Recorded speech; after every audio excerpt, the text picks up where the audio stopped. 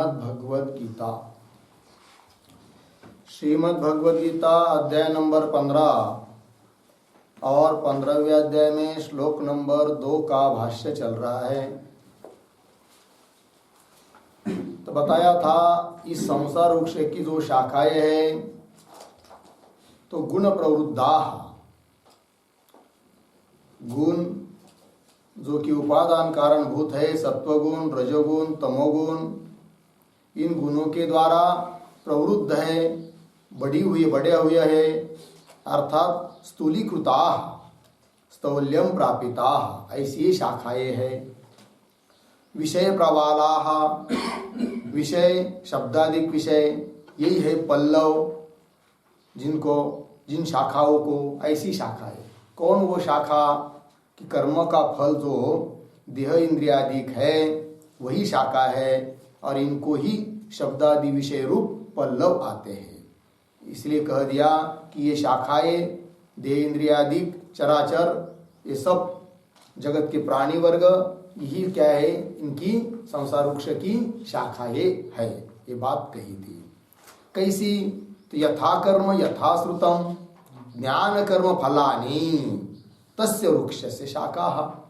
कर्म के अनुसार और शास्त्र के अनुसार, यथा श्रुतम शास्त्र के अनुसार, यथा कर्म कर्म के अनुसार, शास्त्र के अनुसार, ज्ञान और कर्म के जो फल रूप है वही इस वृक्ष की क्या है, शाखाएं है। बताया था ना इसके ऊपर कि शाखा मतलब कौन, ज्ञान कर्म फलानी, ये कहा था। चर अचर जंतु जालानी लिखा था नहीं है, चर अचर जंतु प्राणी वर्ग यही सब क्या है, इस वृक्ष की शाखाएं है। अब यहाँ पर जो ज्ञान पद आया है, ज्ञान कर्म फलानी, तो ज्ञान मतलब कौन सा ज्ञान, तत्व ज्ञान नहीं लेना, ज्ञानम उपासनादिकम कल लिखा था। ज्ञान शब्द से क्या लेना है, उपासनादि। तो कर्म और उपासना इनका फल स्वरूप ये जो देहादिक प्राप्त होते हैं जीवों को, तो ये देहादिक ही क्या है जी, शाखा है, इस वृक्ष की शाखा है, अवयव है, पार्ट है, यही कहना है। ज्ञानादिकम मतलब उपासनादिकम, ज्ञानम मतलब उपासनादिकम, न तो तत्व ज्ञानम। यहाँ पर जो ज्ञान कर्म फलानी शब्द में ज्ञान शब्द आया है, उस ज्ञान शब्द में शब्द से तत्व ज्ञान नहीं लेना है, न तो तत्व ज्ञानम। क्यों भाई? तो मोक्ष से एव तत्प्राप्यत्वात्, क्योंकि यदि ज्ञान लेंगे, तत्व ज्ञान लेंगे, तो तत्व ज्ञान का फल क्या है जी, मोक्ष है। और यहाँ तो मोक्ष नहीं बताया जा रहा है, यहाँ ज्ञान कर्म का फल रूप जो शाखाएं है वो कौन बताए जा रहे हैं, देहादिक बताए जा रहे हैं। ठीक है ना, जो कल टिप्पणी लिखी थी ना अंतिम में उसको, न तो तत्व ज्ञानम मोक्ष से एव तत्प्राप्यत्वात्। ठीक, फिर बोलेंगे कर्म कौन, तो कर्म यज्ञादिकम। कर्म बताया था ना भाष्य में, क्या शब्द आया था, ज्ञान कर्म फलानी। तो कर्म कौन सा, तो कर्म यज्ञादिकम। और वो कैसा, फलाभिसंधि पूर्वकम, कल लिखा था ना, फलाभिसंधि पूर्वक कर्म एक, और तद्रहितम च, और फल की आकांक्षा न करके किया जाने वाला जो कर्म है उसको भी लेना है। मतलब फलाभिसंधि पूर्वक और फलाभिसंधि जिसमें नहीं है, इस प्रकार का भी कर्म लेना है। उन सभी कर्मों का फल है देहादिक, जो कि इस संसार वृक्ष की शाखाएं है। तो बोलेंगे भाई फलाभिसंधि है कि नहीं, फल की इच्छा से युक्त किया हुआ कर्म लेना ठीक है, किंतु तद्रहितम भी कह दिया, ये कैसे, तो उस पर लिखा था आगे, फलाभिसंधि रहित कर्म कृत अपि तत्वविदाम कुलेषु जायते।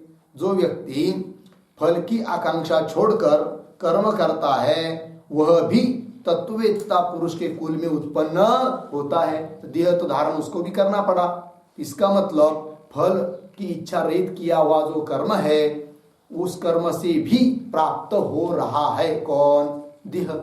तो देह क्या हुआ, फिर कर्म का फल हुआ। तो दोनों प्रकार का कर्म लिया है कि नहीं, कौन सा, फलाभिसंधि पूर्वक और फलाभिसंधि रहित। उन सभी कर्मों का फल जो देहादिक है वो देहादिक ही इस संसार वृक्ष की क्या है, शाखाएं है।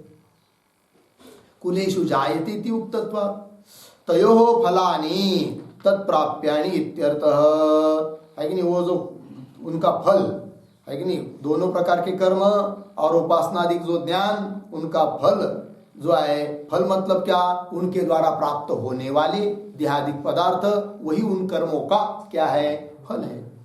तत्प्राप्यानि इत्यर्थः, क्योंकि प्रमाण भी दिया था, देवान देवयजः यान्ति, देवताओं का यजन करने वाला, पूजन करने वाला देव भाव को प्राप्त होता है। तो वही कर्म का, उपासना का फल देहादिकों की प्राप्ति बताई।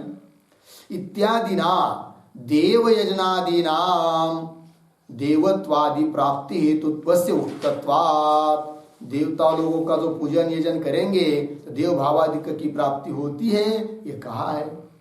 तो इमानि भूतानि संसार वृक्षस्य शाखास्तानि यानी, स्पष्ट कर दिया। तो इमानि भूतानि, ये सभी भूत, ये सभी प्राणी वर्ग क्या जी, इस संसार वृक्ष की क्या है, शाखा स्थानीय है। ठीक है। तो इस संसार वृक्ष की शाखा, कौन शाखा, प्राणी वर्ग, भूत वर्ग, चाहे वो फिर मनुष्य हो, चाहे पशु पक्षादिक हो, चाहे देवता लोग हो, ये सभी इस वृक्ष की क्या है, शाखाएं है। ठीक है ना। तो पिछले श्लोक में इस संसार वृक्ष की शाखा करके कौन कहा था, महत्त्व, अहंकार, पंचतन्मात्रा इत्यादि कहा था सब। अब क्या कहा जा रहा है, देहादिक पदार्थ इस संसार वृक्ष की क्या है, शाखा है। ठीक है। अब शाखा शब्द से कौन लिया, ये बात पता चली। और वो शाखा कैसी है, पुनः गुण प्रवृद्धा विषय प्रवाला, इस प्रकार की ये क्या है जी, शाखा है। अब ये शाखा कहाँ तक फैली हुई है, इस बात का कथन कर रहे हैं। देखिए भाष्य में हो गया ना, ये शाखा अधः, शुरू में अन्वय किया था ना हम लोगों ने, तो अधः। अब अधः मतलब क्या, तो मनुष्यादिभ्य यावत् स्थावरम, कि अधः शब्द का अर्थ है मनुष्यादिभ्य, मतलब मनुष्य से लेकर, यावत् स्थावर मतलब स्थावरांतक, स्थावर पर्यंत, मनुष्य से लेकर स्थावर पर्यंत जितने भी देह है वो सब नीचे की ओर की शाखा है। लग गया जी। हाँ, तो लिखते इसके ऊपर एक वाक्य, फिर अध शाखा कौन कौन है ये पता चल जाएगी।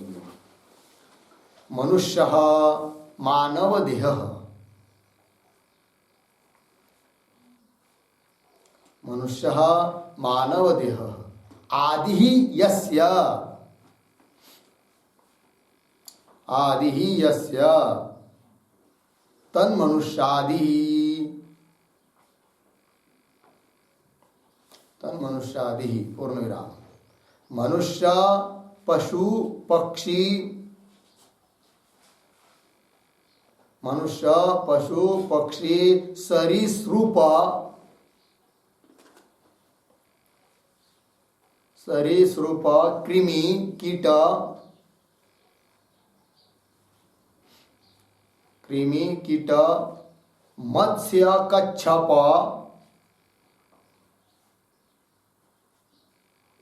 मत्स्य, कच्छप, तरुगुल्मलतादिकम, तरुगुल्मलतादिकम, इह दृश्यमानम, इह दृश्यमानम भुवि, भुवि सर्वं चराचर जंतु जातम, सर्वं चराचर जंतु जातम अधः शब्दार्थ।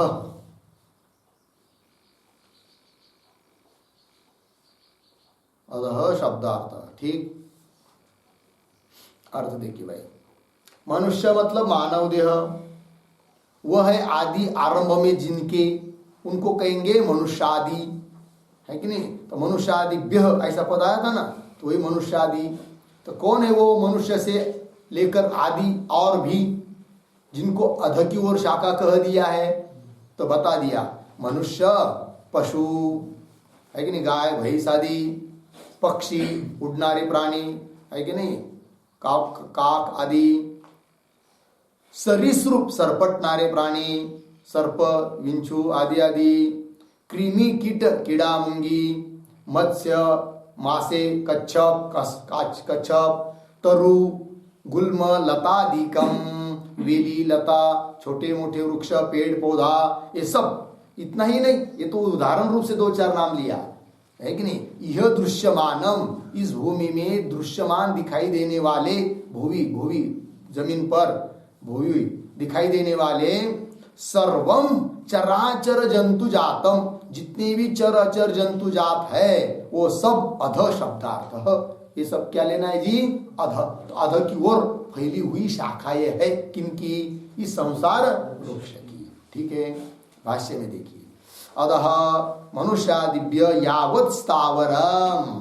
ठीक, अब ऊर्ध्व की ओर भी फैली हुई शाखाएं हैं, तो वो कौन, तो लिख दिया ऊर्ध्वम च यावत् ब्रह्मा विश्वसृज धर्मः इति एतत् अंतम। ये सब ऊर्ध्व की ओर शाखाएं है, ठीक है ना। इति एतद अंतम, एतद मतलब चतुर्मुखांतम इत्यर्थः। चतुर्मुखांतम, चतुर्मुख मतलब ब्रह्मदेव।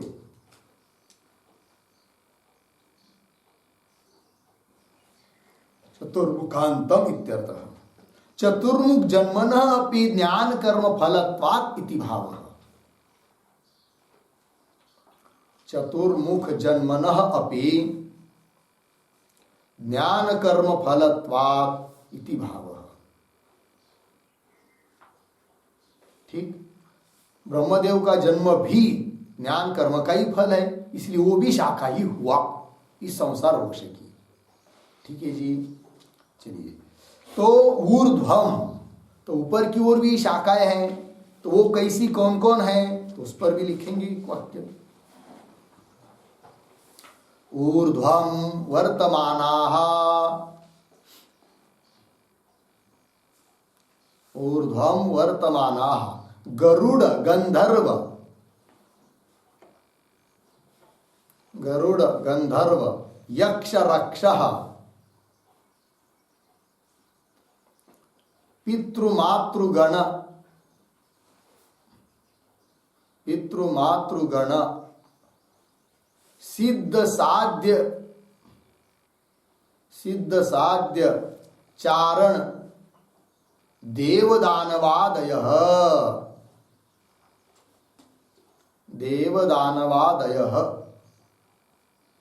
चतुर्मुखेन सह, चतुर्मुखेन सह सर्वे अपि प्राणिनः,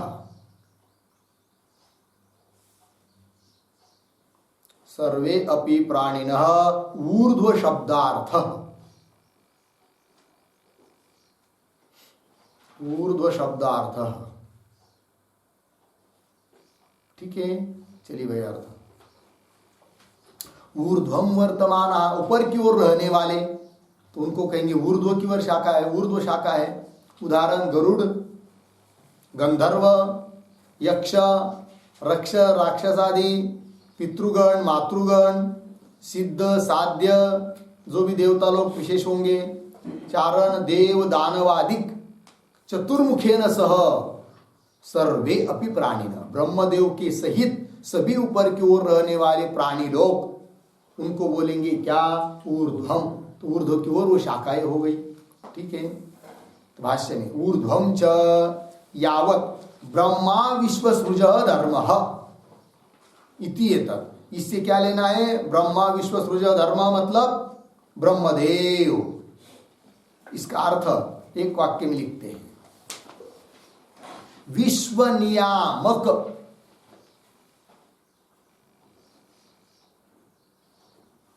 विश्व नियामक, कौंस में लिखे सृष्टा, कौंस बंद, धर्म मूर्ति ब्रह्मदेव पर्यंतम, धर्म मूर्ति ब्रह्मदेव पर्यंतम ऊर्ध्वम।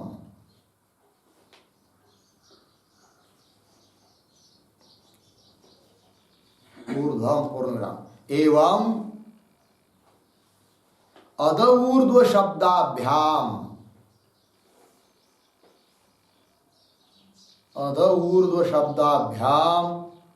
ब्रह्मादि स्थावरांत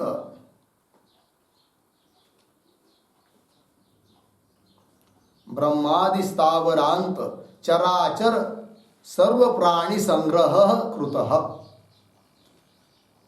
चराचर सर्व प्राणी संग्रह कृतः।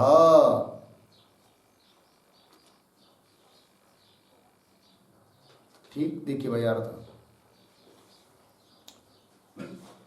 तो ब्रह्मा विश्व सृज धर्म ही आया था, मतलब विश्व नियामक, विश्व का सृष्टा, धर्म मूर्ति, ऐसा जो ब्रह्मदेव, उस ब्रह्मदेव तक जितनी भी प्राणी ऊपर की ओर है वो सब ऊर्ध्व की शाखा है, ये कहना है इस वाक्य से। तो ब्रह्मा विश्व सृज धर्म मूर्ति है वो। एवं इस प्रकार से अध ऊर्ध्व शब्दाभ्याम, अध और ऊर्ध्व इन शब्दों के द्वारा ब्रह्मादि स्थावरांत चराचर सर्व प्राणी, ब्रह्मदेव से लेकर स्थावर पर्यंत तिनका तक सभी चर अचर सर्व प्राणियों का संग्रह कर लिया। ये सब इस संसार वृक्ष की क्या है? शाखाएं है। ठीक है जी, चलिए। शाखा ऊर्ध्वं च यावत् ब्रह्मा विश्व सृज धर्म इति तत् अंतम। ठीक, क्या? प्रसृताः प्रगताः। ठीक है ना, प्रसृता का अर्थ कर दिया है प्रगताः, व्याप्ताः, विस्तारम गताः, विस्तार को प्राप्त हो चुकी है। क्या? इस वृक्ष की शाखा है। तो पूर्वार्ध का व्याख्यान हुआ, श्लोक के पूर्वार्ध का।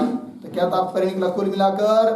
कि तस्य, इस संसार वृक्ष की शाखाएं जो कि गुण से बढ़ी हुई है, विषय प्रवाला, इस प्रकार की वो शाखाएं हैं। और अध और ऊपर की, अध और ऊर्ध्व, नीचे और ऊपर की ओर जो फैली हुई है, ये सब संसार वृक्ष की शाखाएं है।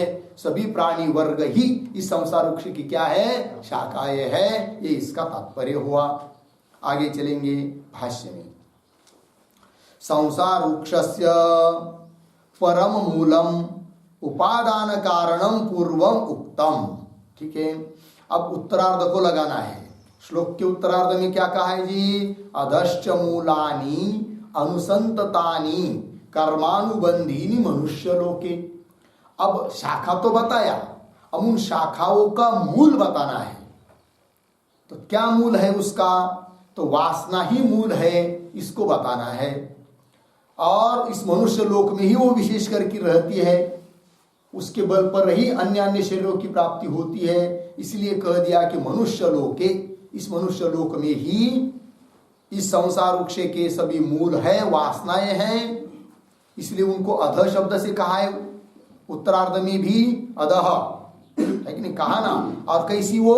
कर्मानुबंधीनी मूलानी, श्लोक में कर्मानुबंधीनी मूलानी अधः, नीचे की ओर मनुष्य लोक में ही होने के कारण अनुसंततानी, अनुप्रविष्टानी, कौन? ये सब मूलानी, ये सब बता रहे हैं। ठीक है, अब चलिए उन्हीं का विचार करना है। भाष्य में देखिए, संसार वृक्षस्य परम मूलम उपादानम कारणम पूर्वम उक्तम। कैसा पढ़ेंगे इसको? पूर्वम संसार वृक्षस्य परम मूलम उपादान कारणम उक्तम। पूर्वम, पूर्व मतलब ऊर्ध्वमूलम इत्यादि प्रथम श्लोके, प्रथम श्लोके न, प्रथम श्लोक के द्वारा उक्तम कहा है। क्या कहा है पहले श्लोक में, श्लोक के द्वारा? तो बता रहे पूर्वम संसार वृक्षस्य परम मूलम। परम मूलम मतलब उपादानम कारणम, अर्थात प्रधानम। परम मूलम मतलब प्रधानम, उपादानम कारणम उक्तम। इस संसार वृक्ष का परम मूल, मुख्य उपादान कारण कौन है, ये तो बता दिया है पहले श्लोक में। क्या बताया था? अव्यक्तादि शक्तिमत ब्रह्म, ये कहा था ना, अव्यक्तादि शक्तिमत ब्रह्म, अव्यक्त माया शक्तिमत ब्रह्म, ये इन सब संसार वृक्ष का क्या है जी? परम मूल है, प्रधान मूल है। अब अन्य भी मूल होते हैं, कोई भी वृक्ष यदि व्यवहार का लेंगे तो उसको एक ही मूल होता है क्या? नहीं, एक मुख्य मूल होता है, बाकी और भी मूल होते हैं उसके। तो प्रधान मूल तो बता दिया, अब अन्य जो मूल होते वो कौन है इस संसार वृक्ष के, इसको बताने के लिए अब कह रहे हैं आगे।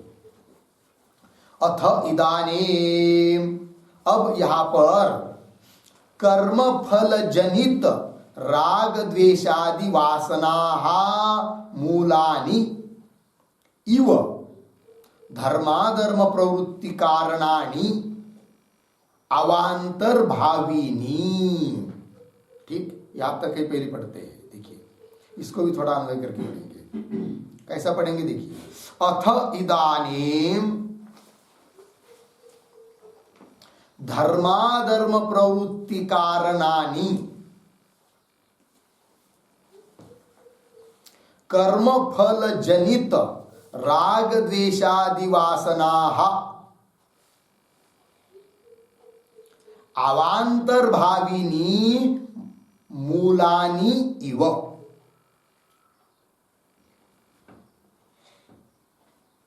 अवांतर भाविनी मूलानि इव। देखिए भाई, अब इस समय, अथ इदानीम, अब इस समय धर्माधर्म प्रवृत्ति कारणानि, एक विशेषण उस मूलों का, वासना का। धर्माधर्म प्रवृत्ति कारणानि कौन? कर्म फल जनित राग द्वेष द्वेषादि वासना। ये वासनाएं ही क्या? अवांतर भाविनी मूलानि इव। ये वासना ही क्या है जी? मूल है कि नहीं?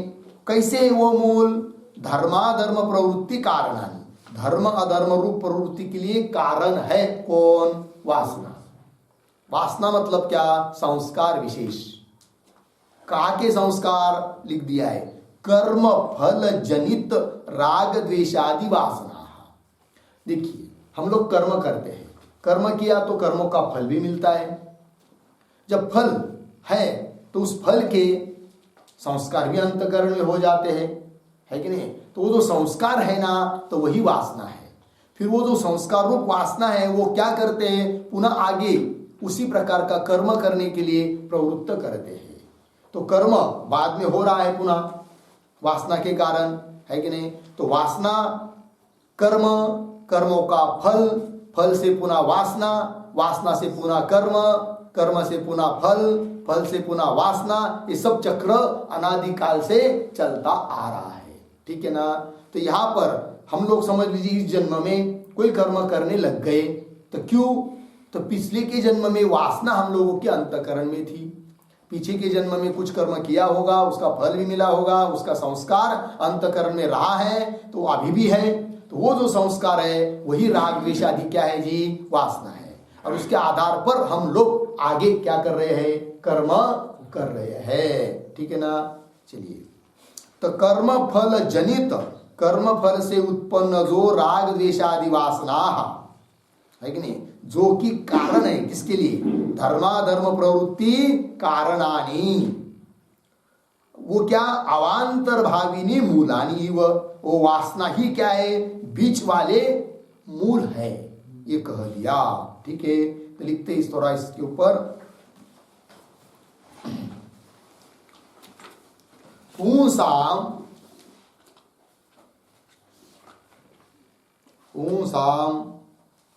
धर्माधर्मयोः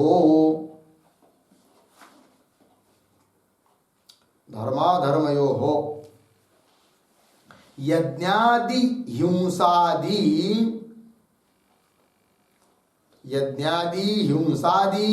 विहित निषिद्ध कर्मणोः प्रवृत्तौ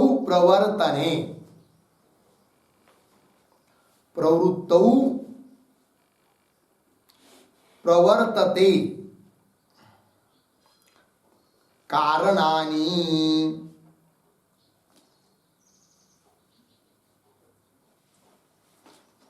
कारणानि कर्म फल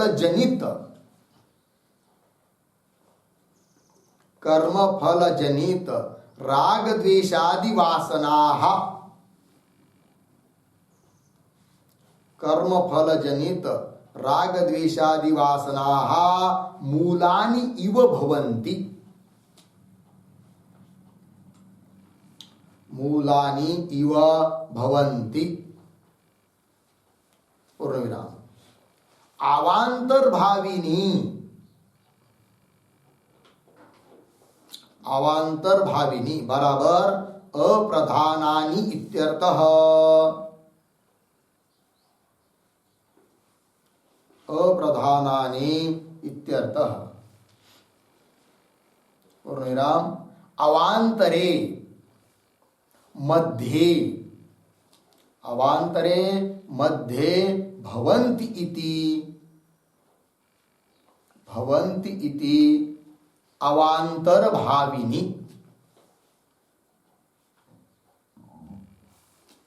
अवांतर भाविनी। ठीक है, देखिए भैया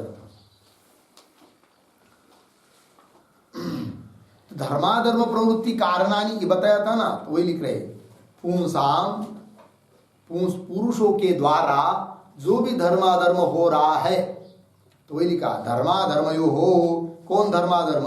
यज्ञादि हिंसादि, यज्ञादि धर्म हुआ, हिंसादि अधर्म हुआ, है कि नहीं? तो वही विहित निषिद्ध कर्मण हो, विहित धर्म हुआ, निषिद्ध अधर्म हुआ।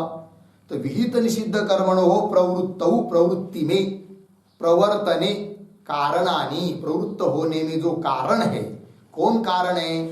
पुरुषों को धर्म अधर्म में प्रवृत्ति कराने के लिए कारण कौन है? तो कर्म फल जनित राग द्वेषादि वासना, कर्म फल से उत्पन्न जो राग द्वेषादि वासना है वही कारण है। किसके लिए? धर्माधर्म के प्रवृत्ति में, प्रवृत्ति धर्माधर्म, धर्माधर्म प्रवृत्ति कारणानि, पुरुषों की प्रवृत्ति जो धर्माधर्म के प्रति हो रही है वो क्यों हो रही है, उसका कारण क्या है? वासना। कहां से आई वो वासना? कर्म से। कर्म किया पीछे कभी, उसका फल उससे जनित हुई है कौन? वासना। तो कर्म फल जनित राग द्वेषादि वासना मूलानि इव भवन्ति, वो मूल कारण जैसे है। और अवांतर भावी ने उसको कह दिया, अवांतर भाविनी का अर्थ कर दिया अप्रधानानि, अप्रधान वो मूल है कि नहीं? अवांतरे मध्य, अवांतरे शब्द का अर्थ कर दिया मध्य, भवन्ति इति अवांतर भाविनी, बीच के वो मूल है। चलिए भाष्य में हो गया ना ये सब। तो वासना बताई, मूल कौन है करके। आगे तानी, भाष्य में तानी अधः च देवादि अपेक्षया मूलानि अनुसंततानि अनुप्रविष्टानि कर्मानुबंधीनि कर्म धर्माधर्म लक्षणम अनुबंध पश्चात भावी येषाम उद्भूतिम।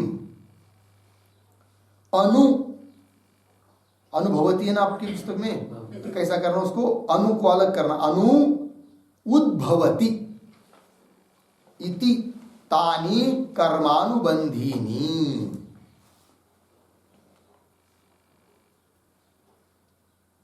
अनु उद्भवती इति तानि कर्मानुबंधीनि मनुष्य लोके विशेषतः अत्र ही मनुष्याणां कर्माधिकारः प्रसिद्धः।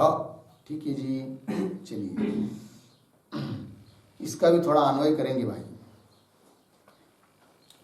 देखिए कैसा पढ़ता हूं। च, दो शब्द छोड़कर च आया है, तानी अध के बाद च आया ना, तो च मिला।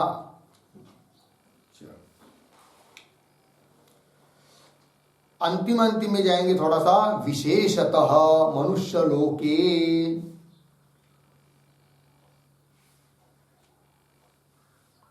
विशेषतः मनुष्य लोके, शुरू में तानी, 2-3 शब्द छोड़कर, तानी मूलानी। क्या पढ़े अभी तक? च विशेषतः मनुष्य लोके तानी मूलानी, विशेष रूप से मनुष्य लोक में ही वो मूल है। और आगे देवादि अपेक्षया,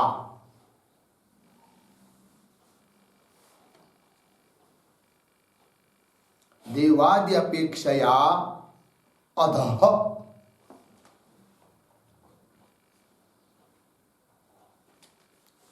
देवादि अपेक्षया अधः, क्योंकि श्लोक में कहा था ना अधः मूलानी, वो मूल कहाँ है? अधः है।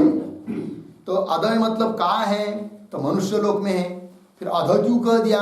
कि देवादि अपेक्षया अधः, है कि नहीं? देवादि अपेक्षया अधः, अधः तक आए ना, आगे चलते हैं। अधः कर्मानुबंधिनी,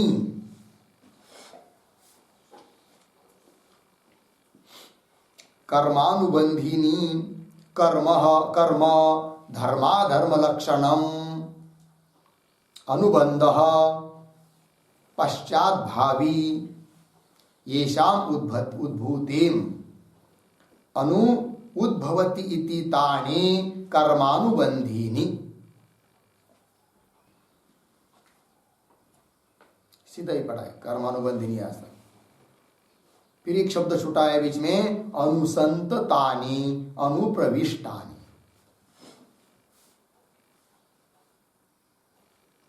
फिर लास्ट का वाक्य, अत्र ही मनुष्याणाम कर्माधिकारः प्रसिद्धः। अब देखिए भाई अर्थ, च और तो मूल कौन है ये तो पता चल गया, वासना ही मूल है करके, ठीक। और वो वासना कर्म फल से उत्पन्न होती है और धर्माधर्म प्रवृत्ति की कारण है, और वो अवांतर मूल है। यहां तक ऊपर का चिंतन हुआ, ठीक। अब उसको अध क्यों कहा, एक बात, और कर्मानुबंधिनी कैसी है वो वासनाएं मूल, इन बात को समझने के लिए पैराग्राफ आया है।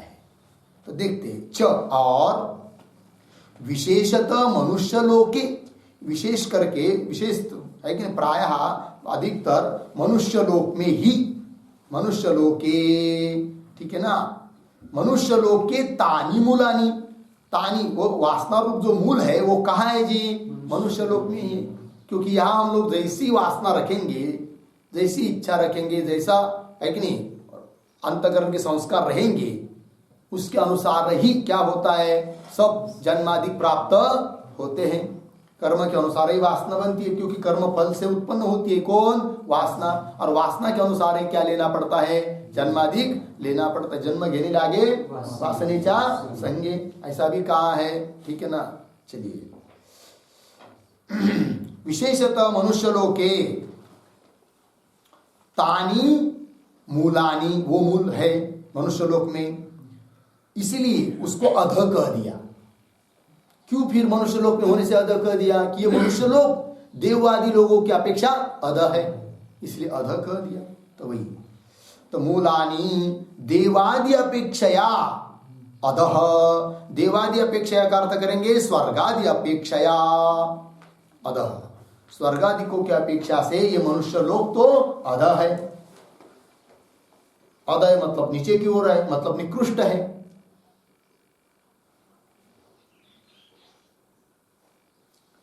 स्वर्गादि अपेक्षया अधः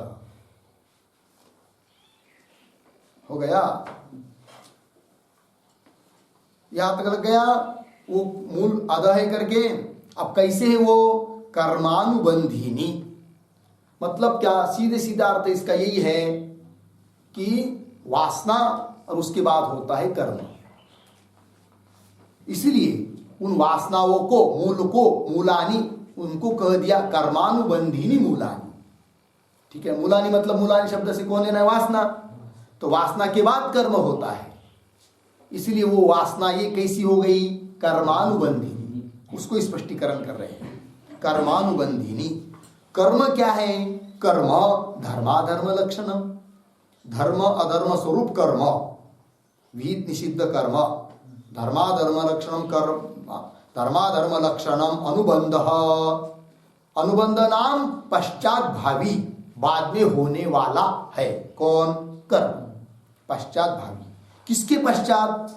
येषाम उद्भूतिम, जिनकी उत्पत्ति के बाद कर्म होता है। तो येषाम मतलब कौन? वासनाएं। उसके बाद वासनाएं जब उत्पन्न होती है तो उसके बाद होता है क्या? कर्म। जैसी वासना रहती वैसा ही आदमी क्या करता है? कर्म करता है। तो येषाम उद्भूतिम, तो वही लिख रहे अनु मतलब पश्चात, उद्भवती इति तानी कर्मानुबंधिनी, है कि नहीं? अनु पश्चात, वासना के पश्चात बाद में, उद्भूतानी उद्भवती उत्पन्न होते हैं, इति तानी कर्मानुबंधिनी, इसलिए कर्मानुबंधिनी मूलानी, अर्थात कर्म जिसके बाद, जिसकी उत्पत्ति के बाद, जिन वासना की उत्पत्ति के बाद कर्म की उत्पत्ति होती है, इसलिए वासना रूप मूल कैसी हुए? कर्मानुबंधिनी मूलानी। ठीक है। तो ये पाया है ना, इसके ऊपर लिखते एक वाक्य और एक उसके पहले कर्मानुबंधिनी अनुसंततानी, अनुसंततानी का अर्थ कर दिया अनुप्रविष्टानी। ठीक है जी, मतलब अविच्छिन्न रूप से वो फैली हुई है। कौन? मूलानी वासनानी। ठीक है जी, वासना। लिखते एक वाक्य, राग द्वेषादि वासना प्रयुक्तत्वात्, राग द्वेषादि वासना प्रयुक्तत्वात् कर्मणः क्रियमाणस्य, कर्मणः क्रियमाणस्य वासनापेक्षया, वासनापेक्षया पश्चात भावित्वम, वासनापेक्षया पश्चात भावित्वम इति भाव। पूर्ण विराम। येषां राग द्वेषादि संस्काराणां,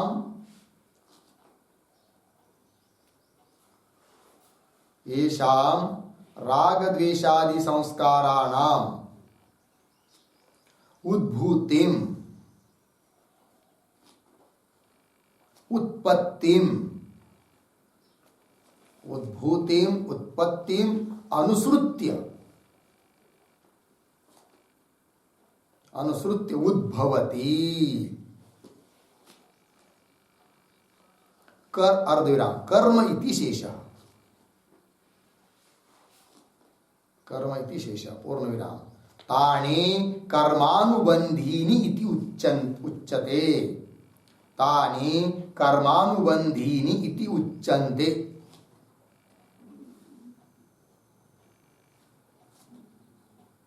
तानि कर्मानुबंधीनि इति उच्यन्ते। ठीक है जी, अर्थ देखिए भाई। राग द्वेषादि वासना प्रयुक्तत्वात्, राग द्वेषादि वासना जब चित्त में रहती है तभी आदमी क्या करता है जी? कर्म करता है।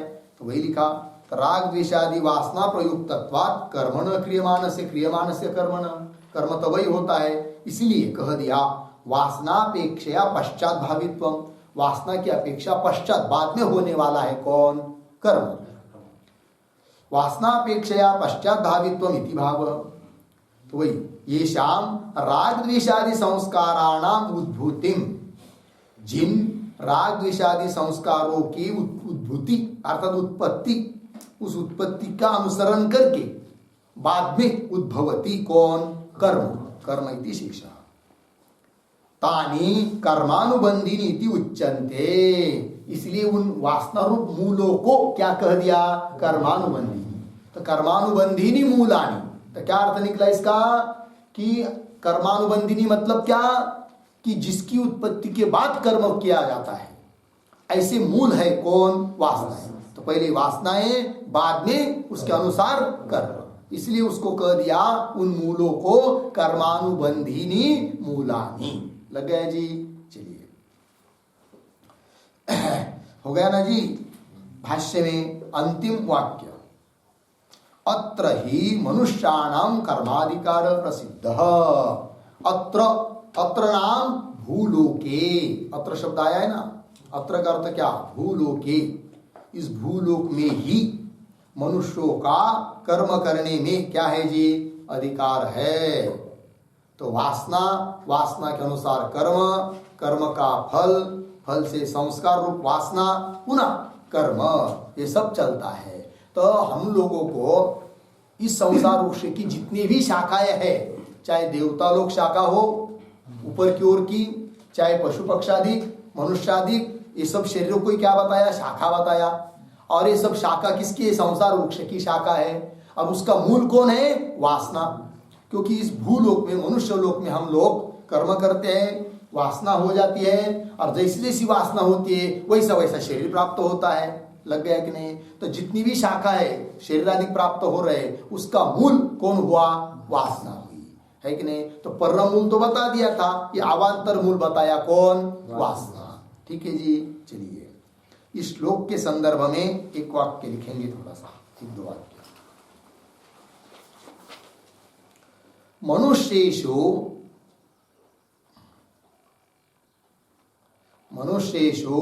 वर्तमानाः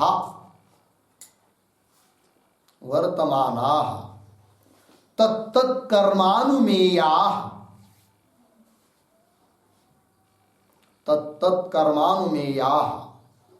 जन्मांतरकृत कर्म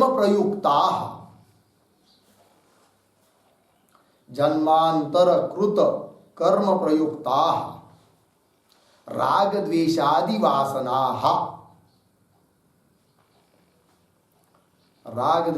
वासनाः संसार वृक्षस्य अवांतर मूलानि,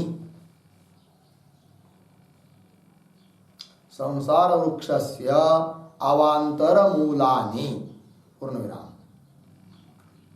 मनुष्याणाम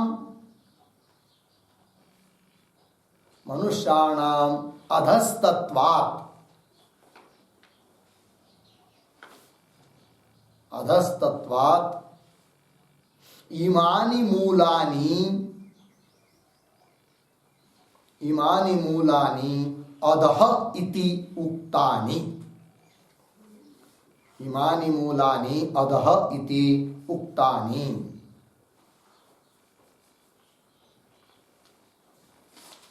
वृक्षस्य अपि हि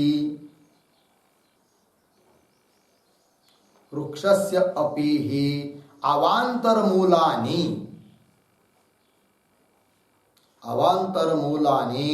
अधोव्यापीनि सन्ति। पूर्णविराम। अज्ञानमूलकः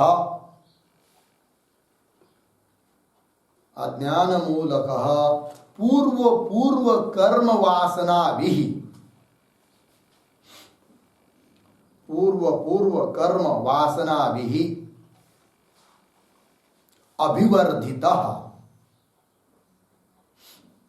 अभिवर्धितः च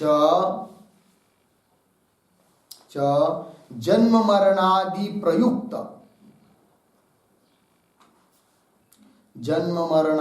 प्रयुक्त सुख दुःख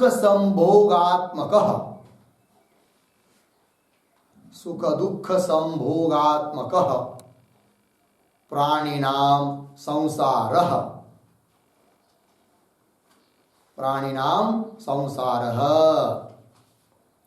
इति श्लोकद्वयस्य फलितार्थः।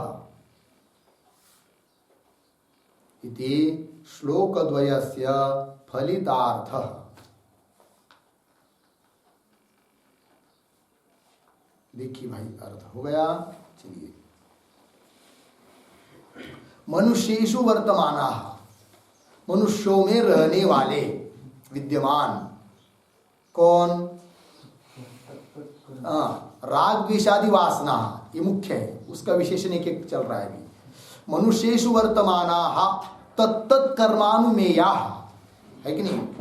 मनुष्यों में विद्यमान जो वासना है, कैसे जानेंगे, कि कौन से मनुष्य में कैसी वासनाएं करके, तो तत्त कर्मानुमेया, वो व्यक्ति कौन सा कर्म कर रहा है तो उस कर्म के अनुसार समझ जाएंगे हम लोग कि उसमें उस प्रकार की क्या थी, वासना थी। यदि कोई शुभ कर्म कर रहा है समझना चाहिए कि उसके अंतःकरण में क्या था, शुभ वासना थी। यदि कोई निषिद्ध कर्म कर रहा है तो उसके मन में अंतःकरण में क्या थी, निषिद्ध वासना थी, संस्कार थे।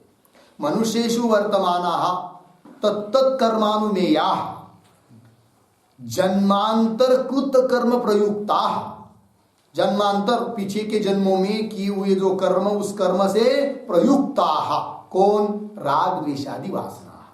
तो राग द्वेषादि वासना कैसी हुई, मनुष्यों में रहती है, उस कर्मों के द्वारा जानी जाती है, और पीछे के जन्मों में किए हुए जो कर्म है उससे वो उत्पन्न हुई है, कौन, राग द्वेषादि वासना। और वो वासना है क्या, संसार वृक्ष से अवांतर मूला, संसार वृक्ष के अवांतर मूल कौन है, वासना।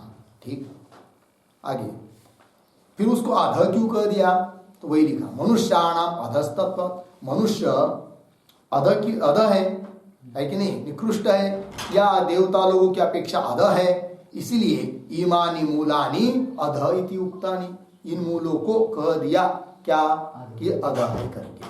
ठीक है जी, अधस्तत्वा इमानी मूलानी अध इति उक्तानि, अध है ऐसा कह दिया।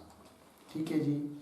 और व्यवहार का जो वृक्ष होता है तो वृक्ष के भी जो अवांतर मूल होते हैं वो कैसे होते हैं जी, नीचे की ओर गहराई तक गए हुए रहते हैं, कौन, व्यवहार के भी व्यवहार के वृक्ष के भी अवांतर मूल। ठीक है जी, चलिए ये बात हो गई।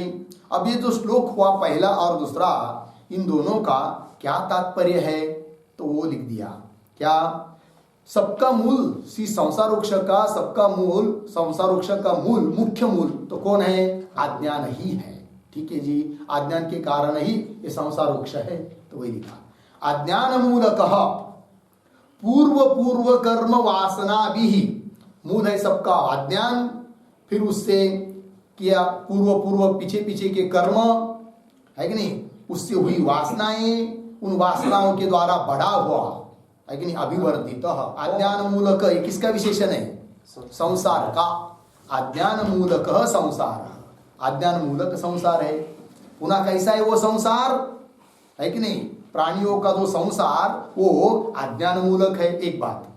पुनः कैसा है, पूर्व कर्म वासना भी अभिवर्धित, पीछे किए हुए जो कर्म के द्वारा हुई वासना, उस वासनाओं के द्वारा अभिवर्धित, बड़ा हुआ, पुष्ट हुआ ऐसा है कौन, संसार। ठीक है, कौन वो संसार, प्राणियों का संसार। लेकिन उस संसार का स्वरूप क्या है, तो स्वरूप भी बता दिया, जन्म मरणादि प्रयुक्त सुख दुख संभोगात्मक संसार। जन्म मरणादि प्रयुक्त, जन्म मरणादि के निमित्त से होने वाले जो सुख दुख, और सुख दुख का जो संभोग भोग, वही है क्या जी, संसार। जन्म मरण ये निमित्त है, इससे होने वाले, आदि शब्द से सभी लेना है, उससे होने वाले जो सुख दुख, और उन सुख दुखों का जो भोग साक्षात्कार प्राणियों को हो रहा है, वही है संसार। इस संसार प्राणियों का ये जो संसार है उसका मूल है अज्ञान, और उस संसार वृक्ष को बढ़ाने के लिए कारण है कौन, पूर्व के कर्म से उत्पन्न हुई वासनाएं, इनसे वो बढ़ा हुआ ये संसार है। लग गया जी, ये दो श्लोकों का तात्पर्य हुआ। ठीक है, चलिए अब ये हुआ श्लोक नंबर 2 का भाष्य पूरा हुआ। अब चलते हैं आगे श्लोक नंबर 3 में। 3 नंबर के श्लोक की अवतरणिका को पढ़ते हैं। यह तु अयम वर्णित संसार वृक्ष। ठीक है जी, यह जो वर्णन किया हुआ संसार वृक्ष है, कैसा है वो, सचमुच में जैसा वर्णन किया है या जैसा दिखाई देता है सत्यत्व रूप से, वैसा सत्य ही है क्या, सच है क्या, तो इस बात को बता रहे भगवान कि कैसा ये संसार वृक्ष।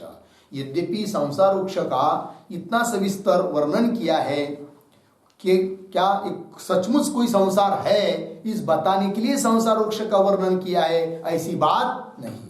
कहा था ना अवतरणिका में, पहले श्लोक की अवतरणिका में, ये संसार वृक्ष का वर्णन कर रहे भगवान किसके लिए? वैराग्य हेतु। इस संसार वृक्ष से क्या होना चाहिए? विरक्ति होनी चाहिए। और वो विरक्ति भी क्यों होनी चाहिए भाई? तो उसका भी हेतु बताया था। क्या? कि संसार से जो विरक्त हुआ है उसका ही तत्व ज्ञान प्राप्त करने में क्या है? अधिकार है। ठीक है ना?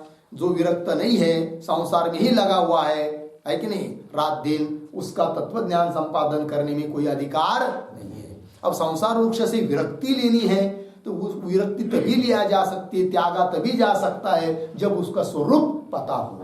इसलिए संसार वृक्ष का ये सब स्वरूप बताया श्लोक नंबर 1 और श्लोक नंबर 2 में। अब 3 नंबर श्लोक में बता रहे हैं कि सचमुच में ये संसार वृक्ष जैसा बताया या जैसा लोगों को दिखता है सत्य रूप से, ऐसा ही है क्या?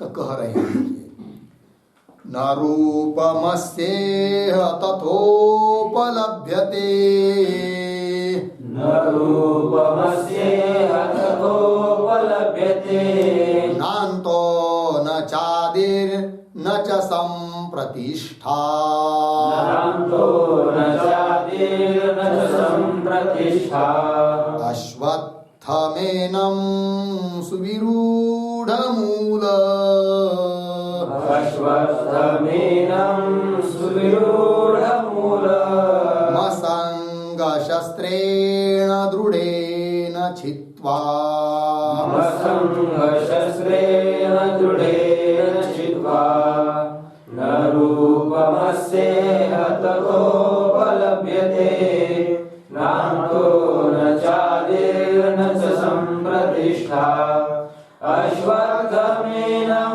सुविरूढमूल, मसङ्गशस्त्रेण दृढेन छित्त्वा, न रूपम अस्य इह तथा उपलभ्यते, न अंतः न च आदिः न च संप्रतिष्ठा, अश्वत्थम एनम सुविरूढ़मूलम असंग शस्त्रेण दृढ़ेन चित्वा। ठीक, अंतर की भाई। अस्य मिला शब्द, 2 शब्द छोड़ के बाद अस्य पीछे, अस्य रूपम इह तथा न उपलभ्यते, न उपलभ्यते, एक वाक्य हुआ। ठीक, अस्य को पुनः लेंगे। अस्य अंतः न, अंतः न, च आदि ही न, च आदि ही न, च संप्रतिष्ठा न, च संप्रतिष्ठा न। हो गए यहां तक? नीचे की लाइन में आएंगे। सुविरूढ़ मूलम, पीछे एनम अश्वत्थम, सुविरूढ़ मूलम एनम अश्वत्थम, दृढ़ेन असंग शस्त्रेण, दृढ़ेन असंग शस्त्रेण छित्त्वा। फिर आगे के श्लोक के साथ संबंध है। ततः पदम तत्परिमार्गी तव्यम। देखिए भाई इसका अर्थ, अस्य अस्य संसार वृक्षस्य रूपम इह न इह तथा न उपलभ्यते। ठीक, इस संसार वृक्ष का रूप स्वरूप जैसा वर्णन किया है अथवा जैसा दिखाई दे रहा है कि नहीं, रूपम इह तथा उसी प्रकार से न उपलभ्यते, उपलब्ध नहीं होता है। ठीक है, एक वाक्य हुआ। और अस्य इस संसार वृक्ष का अंतः न, अंत भी नहीं है।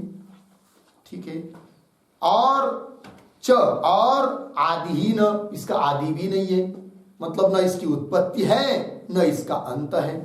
ठीक है, तो बोलेंगे भाई इसकी उत्पत्ति नहीं है, अंत भी नहीं। और च और संप्रतिष्ठा न, संप्रतिष्ठा मतलब स्थिति, वो भी नहीं है। ठीक है, ये संसार वृक्ष की उत्पत्ति नहीं है, अंत भी नहीं है, और देखा जाए तो स्थिति भी नहीं है। तो बोलेंगे ऐसा कैसा, उत्पत्ति भी नहीं है, अंत भी नहीं है, तो ब्रह्म की भी उत्पत्ति नहीं है, अंत भी नहीं, फिर ब्रह्म की तरह है क्या वो? नहीं नहीं, ये बात कहने का तात्पर्य नहीं है। कहने का तात्पर्य यह है कि वस्तुतः वो है ही नहीं है। कौन? संसार वृक्ष है कि नहीं? यदि होता तब उसकी कह सकते थे कि उत्पत्ति, ये उसका अंत, ये उसकी स्थिति, लेकिन है ही नहीं है। जैसे व्यवहार में घट सामने रखा है तो घट के बारे में कह सकते हैं कि घट है, ये उसकी संप्रतिष्ठा हुई, स्थिति हुई, और ये इस समय उत्पन्न हुआ है, ये कह सकते घट के बारे में। और किसी ने तोड़ दिया तो ये उसका नाश हुआ, कह सकते हैं। किंतु सर्प है, रज्जु के ऊपर प्रतीत होने वाला सर्प, अब उसकी उत्पत्ति कब हुई, कितने तारीख को हुई, बता सकते हैं क्या? नहीं बता सकते। क्यों? वस्तुतः वो है ही नहीं है, न उसकी उत्पत्ति, न उसका नाश अंत, और न उसकी स्थिति भी नहीं है। लग गया कि नहीं? इसी प्रकार का यह संसार वृक्ष जिसमें हम रममान हो रहे हैं, जो हम लोगों को सत्य रूप से दिखाई दे रहा है, वस्तुतः न इसकी उत्पत्ति है, न उसका अंत है, न उसकी संप्रतिष्ठा है, ये कह रहे हैं।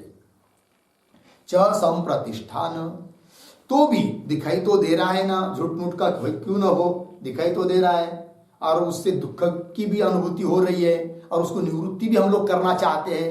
तो भगवान आप कह रहे हो कि उसकी उत्पत्ति नहीं है, अंत नहीं है, स्थिति भी नहीं, वो तो ठीक है तत्वज्ञानी की दृष्टि से या विद्यावस्था में ये बात तो ठीक है, ब्रह्म की दृष्टि से है भी नहीं संसार, किंतु हम लोगों को दिखाई दे रहा है और उसकी निवृत्ति हम करना चाहते हैं, तो कुछ उपाय तो चाहिए ही हमको।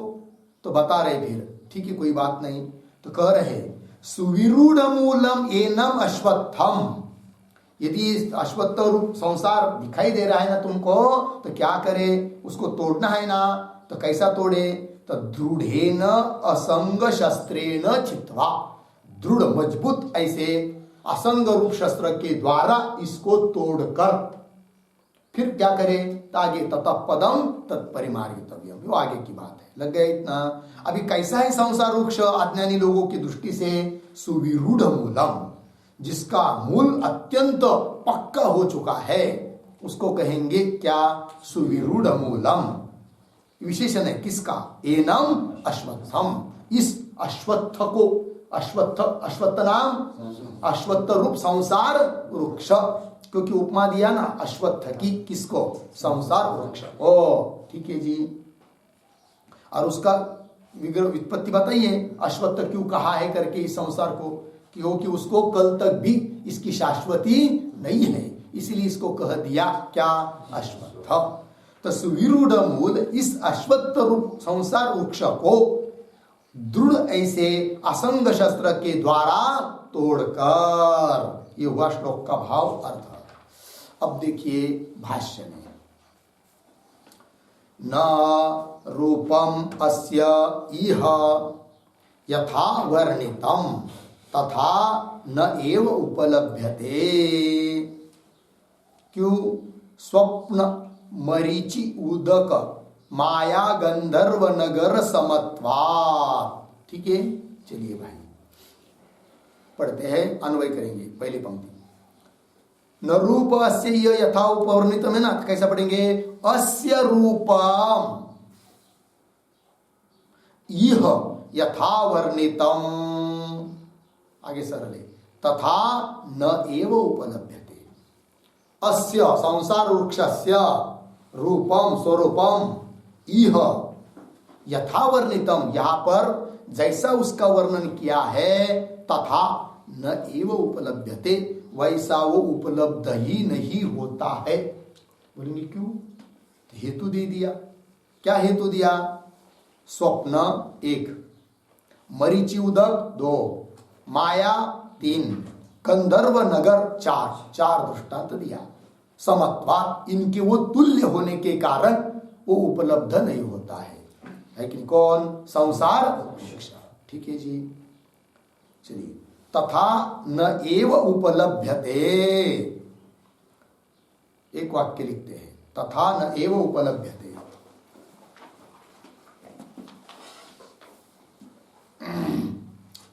संसारस्य रूपम,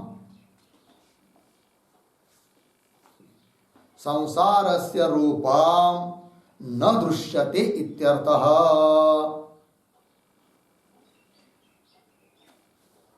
न दृश्यते इत्यर्थः, पूर्ण विराम। विद्यावस्थायाम इति भावः,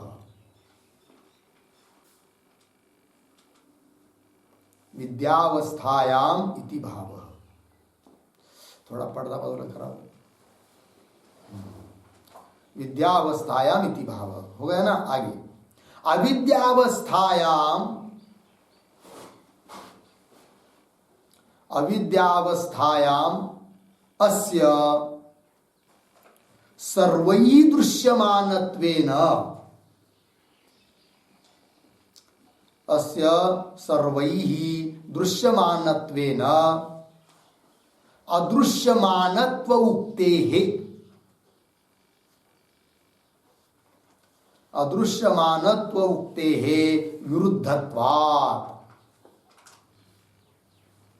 विरुद्धत्वात्, पूर्ण विराम। यद्वा, यद्वा अस्य रूपम यथा, अस्य रूपम यथा सत्यम इव उपवर्णितम, सत्यम इव उपवर्णितम तथा सत्यतया न उपलभ्यते, तथा सत्यतया न उपलभ्यते, किंतु किंतु मिथ्यात्वेन एव दृश्यते,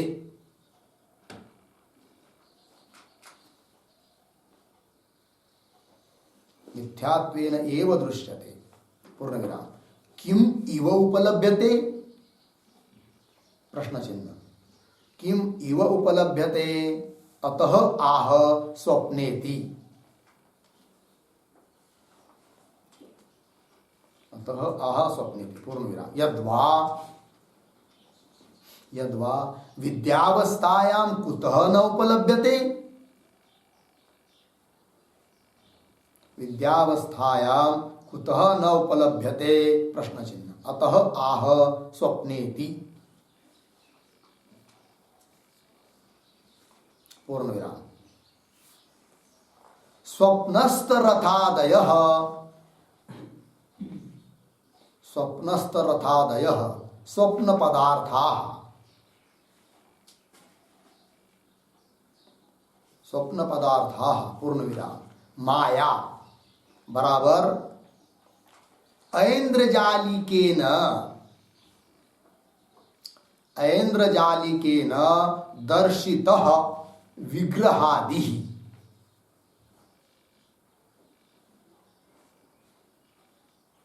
ऐन्द्रजालिकेन दर्शितः विग्रहादिः।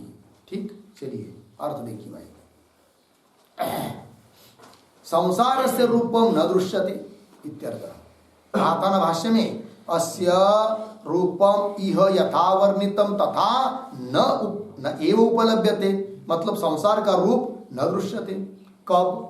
विद्यावस्थायाम इति भावः, जब ज्ञान प्राप्त होता है, विद्या ब्रह्म विद्या ब्रह्म में स्थित हो जाता है, तो उस समय संसार संसार रूप से दिखाई नहीं देता है। तब क्या दिखाई देता है? सब कुछ ब्रह्म ही है, सर्वम खल्विदम ब्रह्म। चलिए, इस रूप से ब्रह्म ही दिखाई देता है। तो विद्यावस्था में इति भाव, बोलेंगे ऐसा अर्थ क्यों करना पड़ा? यदि अविद्यावस्था में ही नहीं दिखाई देता ये संसार, ऐसा कहेंगे तो गड़बड़ हो जाएगी। तो कैसे लिखा है आगे? अविद्यावस्थायाम अस्य सर्वैः दृश्यमानत्वेन, अविद्यावस्था में सबको ये संसार दिखाई दे रहा है, और दिखाई दे रहा है तो भी कहेंगे कि न उपलभ्यते, तो विरोधी बात हो जाएगी। इसलिए कह दिया। कब नहीं दिखाई देता है? विद्यावस्था में। अविद्यावस्थायाम अस्य सर्वै दृश्यमानत्वेन अदृश्यमानत्व उक्ते ही विरुद्ध हो जाएगा। यद्वा क्यों दूसरा अर्थ करते हैं क्या कि अस्य रूपम यथा सत्यमिव उपवर्णितम, इस संसार वृक्ष का जैसा वर्णन किया है, जैसे कि सत्य की तरह वर्णन किया है, इसकी ये मूल है, इसके ये शाखा है, इसके ये पर्ण है, जैसे कि सत्य ही है, ऐसा वर्णन किया। या लोगों को भी सत्य रूप से दिखाई देता है, कौन? ये संसार रूप वृक्ष। यद्वा अस्य रूपम यथा सत्यम इव उपवर्णितम तथा सत्यतया न उपलभ्यते, यह अर्थ करेंगे कि जैसा सत्य रूप से वर्णन किया है अथवा सत्य रूप से दिखाई देता है अज्ञानी लोगों को, वैसा सत्य रूप से वो उपलब्ध नहीं होता है। तब तो विद्यावस्था में यह करने की जरूरत नहीं। तथा सत्यतया न उपलभ्यते, किंतु फिर विचार करेंगे तो मिथ्यात्वेन एव दृश्यते, मिथ्या ही है संसार। किम इव उपलभ्यते, किसकी तरह ये दिखाई देता है? तो कह दिया स्वप्न मरीचि उदक, ये दृष्टांत दे दिया। क्यों विद्यावस्था में क्यों ये उपलब्ध नहीं होता है? तो उसका उत्तर दे दिया क्योंकि ये संसार कैसा है? स्वप्नादि की तरह है, ये दृष्टांत दे दिए। अतः आस्वप्ने थी, तो स्वप्न मतलब क्या? तो स्वप्न मतलब स्वप्न के पदार्थों की तरह है। कौन? ये संसार। तो वही लिखा स्वप्नस्त रथादय स्वप्न पदार्था। तो स्वप्न में हम लोगों को बहुत सारे पदार्थ दिखाई देते हैं, और जब तक दिखाई देते तब तक ऐसा लगता है कि ये सब क्या है जी? सत्य ही है। स्वप्न में ही दिखने वाले पदार्थों को कोई झूठा समझता है क्या? स्वप्न में नहीं समझता है, क्या लगता है? ये सब सत्य है। किंतु मिथ्या कब? जब जागृत में आता है तब। तो स्वप्नस्थ रथादय स्वप्न पदार्थ, उसकी तरह ये सब संसार है कि नहीं? तब इसलिए कह दिया भगवान ने न तथा उपलब्धते, इसका रूप वह उस प्रकार का उपलब्ध नहीं होता है। और दूसरा दृष्टांत दिया मरीचि उदक का, है कि नहीं? मरीचि उदक मतलब मृगजल, दिखाई तो दे रहा है किंतु कुछ काम का नहीं है, न उससे जमीन गिली होती है, न तृषा निवृत्त होती है, केवल दिखने भर के लिए है। उस प्रकार का ये संसार है, दिख तो बहुत बढ़िया है किंतु कुछ काम का नहीं है। लग गया। और तीसरा दृष्टांत दिया माया। तो माया मतलब क्या? तो माया शब्द का अर्थ कर दिया ऐन्द्रजालिक, जादूगार। जादूगार व्यक्ति के द्वारा दिखाया गया जो विग्रह आदि, वो जैसी माया है, झूठ-मूठ का है। जैसे होता है ना, जादूगर क्या करता है, एक थोड़ा सा कुछ बीज भी रख देता है, उसके ऊपर कपड़ा डालेगा और कुछ बोलेगा तो तुरंत उसमें वृक्ष दिखाई देता है, पेड़ दिखाई देता है, या कुछ भी दिखाई देता है। वो क्या है? सब माया है कि नहीं? वो कागज लेगा, ऐसा करेगा कुछ, और लगी तुरंत क्या दिखाई देगा? 500 की नोटा दिखाई देगा। किंतु नोटा होती है कि वो नहीं होती है। यदि होती है तो क्यों वो 2-2 रुपये मांगता है फिर अन्य लोगों को? उसके पास यदि इतना पैसा है तो मांगता क्यों है? इसका मतलब वो सब क्या है जी? माया है, झूठ मूठ का है। हो गया ना। और अंतिम का दृष्टांत दिया गंधर्व नगर। आकाश में दिखाई देने वाला जो नगर होता है ना कभी कभी, तो गंधर्व नगर उसको बोलते हैं। गंधर्व नगर समत्वात, है कि नहीं? स्वप्न समत्वात, मरीचि उदक समत्वात, माया समत्वात, गंधर्व नगर समत्वात हेतु दिया। ऐसा होने के कारण अस्य रूपम इह यथा वर्णितम तथा न एव उपलभ्यते, वैसा उपलब्ध नहीं होता है। क्यों? हेतु दे दिया, दृष्टांत दे दिया।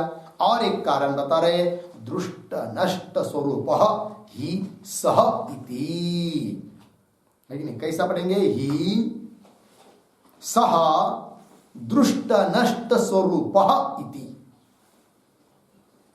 ही नाम यस्मात् कारणात् यतो ही सह संसारः कैसा है? दृष्ट नष्ट स्वरूप है कि नहीं? स्वप्नादि की तरह, स्वप्नादि की तुल्य क्यों है वो संसार? तो कह दिया दृष्ट नष्ट स्वरूप। ठीक है, तो क्या इसका अर्थ है? लिख लीजिए इसका अर्थ।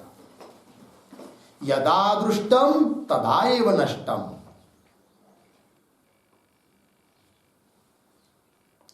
यदा दृष्टम तदा एव नष्टम, अर्धविराम। पूर्वम दृष्टम पश्चात नष्टम वा, पूर्वम दृष्टम पश्चात नष्टम वा, दृष्ट नष्टम स्वरूपम यस्य, दृष्ट नष्टम स्वरूपम यस्य सह, सह दृष्ट नष्ट स्वरूप, पूर्णविराम, दृष्ट नष्ट स्वरूप, प्रतिभान समय नियत सत्ताकः इत्यर्थः, प्रतिभान समय नियत सत्ताकः इत्यर्थः, पूर्णविराम। स्वप्नादयः च तादृशाः एव, स्वप्नादयः च तादृशाः एव इति, इति स्वप्नादि साम्यं संसारस्य इति भावः, स्वप्नादि साम्यं संसारस्य इति भावः।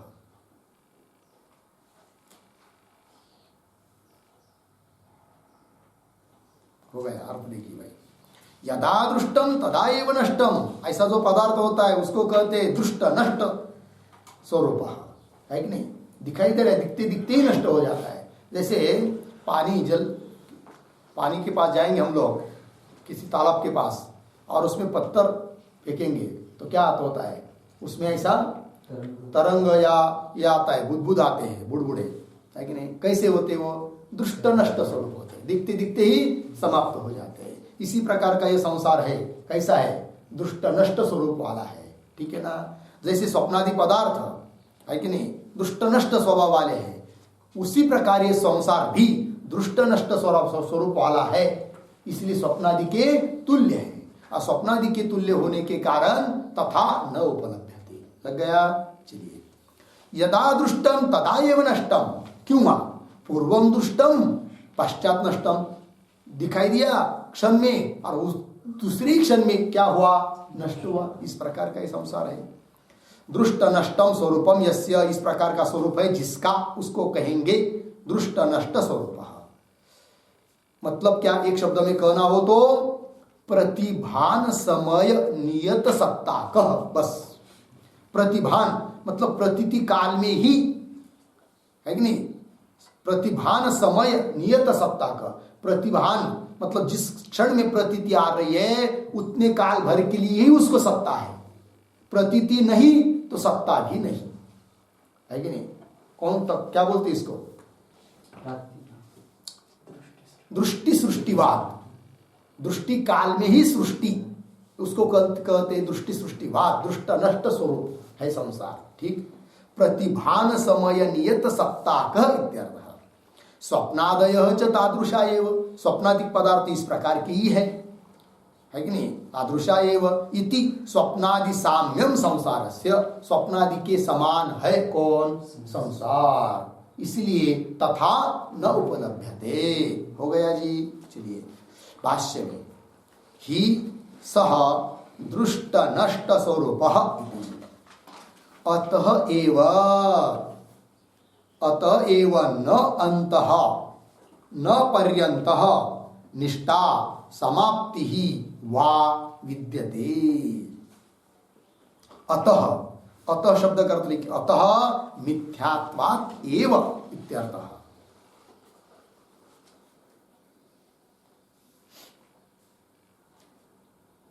अतः, अतः नाम मिथ्यात्वात् एव, मिथ्या होने के कारण ही, अतएव न अंतः, श्लोक में आया है ना जी, दूसरे वाक्य में, पहला पाठ तो हो गया, अस्य रूपम इह तथा न उपलभ्यते, और आगे लिखा है अंतः न, आदि न, संप्रतिष्ठा न, ये सब। अतः एव इसलिए ही, क्या, न अंतः न पर्यंत, उसका अंत नहीं है, पर्यंत मतलब सीमा नहीं है, निष्ठा उसकी स्थिति नहीं है, समाप्ति वा नहीं है, समाप्ति वा विद्यते न विद्यते इत्यर्थः। ठीक है जी। तथा न च आदि ही, और उसका आदि भी नहीं है। मतलब लिख रहे आगे, इत आरभ्य अयम प्रवृत्तः इति न केनचित् गम्यते। यहां से लेकर वो आरंभ हुआ है ऐसा किसी के द्वारा भी जाना नहीं जाता है, इसलिए उसका आदि भी नहीं है। ठीक है जी। तो आदि नहीं है, अंत नहीं है कि नहीं, इसलिए उसकी संप्रतिष्ठा भी नहीं है।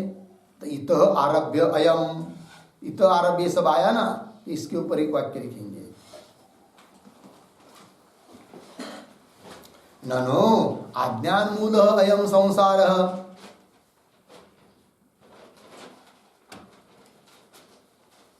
ननो अज्ञान मूल अयम संसार कथम अनादि स्यात्।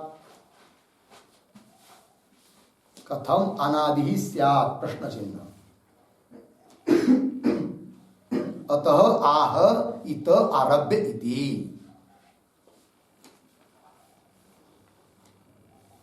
इत आरभ्य इति पूर्ण विराम। न अस्य संसारस्य, न अस्य संसारस्य जन्माभाव प्रयुक्तम अनादित्वम। जन्माभाव प्रयुक्तम अनादित्वम वयम ब्रूमः। वयम ब्रूमः किम तर्हि, किम तर्हि अज्ञायमान जन्म काल, अज्ञायमान, अज्ञायमान जन्म कालवत्व रूपम, जन्म कालवत्व रूपम अनादित्वम एव इति। अनादित्वम एव इति। ठीक है जी। चलिए अर्थ, ननु अज्ञान मूल अयम संसार। इस संसार का मूल कौन है? अज्ञान, अर्थात अज्ञान से उत्पन्न हुआ है। और कैसे कर रहे हो कि न आदि, इसका कोई आदि नहीं है, इसका कोई कारण नहीं है, इसकी उत्पत्ति नहीं है, ये कैसा कर रहे हो आप? ऐसा कोई क्या करेगा? प्रश्न। तो वही ननु अज्ञान मूल अयम संसार कथम अनादि स्यात् प्रश्न चिन्ह। अतः इसलिए भाष्यकार ने कह दिया इत आरभ्य इत्यादि पंक्ति के द्वारा, तो उसका स्पष्टीकरण लिख दिया, न अस्य संसारस्य जन्माभाव प्रयुक्तम अनादित्वम वयम ब्रूमः। ये संसार क्या अनादि है, मतलब आदि नहीं है इसका। ये जो हम कह रहे हैं वो जन्माभाव प्रयुक्त नहीं कर रहे, इसका जन्म ही नहीं है, इसलिए वो अनादि है, आदि रहित है, ये बात नहीं। फिर क्या? किम तर्हि अज्ञायमान जन्म कालवत्व रूपम अनादित्व। इसका जन्म काल किसी के भी द्वारा जाना नहीं जाता है, इसलिए हम इसको कह देते हैं क्या? ये संसार वृक्ष कैसा है? अनादि है। ठीक है जी। वही भाष्यकार ने लिखा है, देखिए क्या लिखा है। हाँ, तथा न च आदि ही, इसका अर्थ कर रही तो आरभ्य, मतलब अमुक अमुक समय में इसका आरंभ हुआ है, इस प्रकार से कोई भी इसको जान नहीं सकता। इत आरभ्य अयम प्रवृत्त इति न केनचित् गम्यते, गम्यते ज्ञायते, किसी के द्वारा ये जाना नहीं जाता है। न च संप्रतिष्ठा, संप्रतिष्ठा का अर्थ कर रहे स्थिति ही, न च संप्रतिष्ठा स्थिति ही, मतलब मध्यम, अस्य न केनचित् उपलभ्यते। ठीक है ना। अस्य नाम संसारस्य संप्रतिष्ठा स्थिति मध्यम केनचित् न उपलभ्यते। इसका मध्य भी, स्थिति भी किसी के द्वारा उपलब्ध नहीं होती है। लग गया जी। न इसका आदि है, न अंत है, और न मध्य है। क्यों? तो वो बात भूलना नहीं। क्या? स्वप्न मरीचि उदक माया गंधर्व नगर समत्वा, और उसकी तरह भी क्यों है? दृष्ट नष्ट स्वरूप। ठीक है, ये हुआ। इसके ऊपर थोड़ा लिखेंगे, लेकिन हम लोग कल चिंतन करेंगे आगे का, और इसके ऊपर टिप्पणी। ओम पूर्णमदः पूर्णमिदं पूर्णात् पूर्णमुदच्यते पूर्णस्य पूर्णमादाय पूर्णमेवावशिष्यते। ओम